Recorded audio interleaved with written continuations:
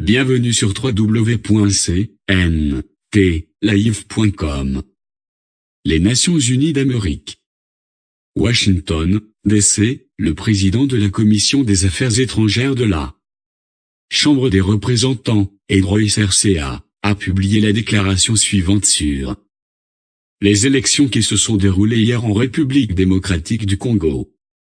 Les élections retardées d'hier n'étaient ni libres ni équitables. Plus d'1 million de personnes dans les principaux bastions de l'opposition ont été empêchées de participer. Ailleurs, les informations faisant état de longues files d'attente, de dysfonctionnement des machines à voter et de matériel d'électeurs manquant ont été généralisées. Rien de tout cela n'est une surprise. Pendant des mois, les forces de sécurité de la RDC ont réprimé des militants et des journalistes favorables à la démocratie alors que le successeur choisi par Joseph Kabila tentait de gagner du terrain dans les sondages. Des centaines de personnes ont été arrêtées et de nombreuses personnes tuées. Les États-Unis doivent redoubler d'efforts pour soutenir le peuple congolais, qui souhaite une transition pacifique et un gouvernement qui réponde à ses priorités.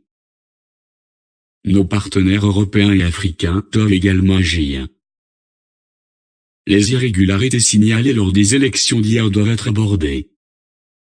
Les votes doivent être comptés de manière transparente et rapide. Et ceux qui ont sapé le processus démocratique en RDC doivent être tenus pour responsables. Note. Le mois dernier, la Chambre a adopté à une majorité écrasante le décret présidentiel 6207 demandant à l'administration de déterminer si des sanctions devraient être appliquées à l'encontre de certains responsables de la RDC responsables de violations des droits de l'homme et de la corruption.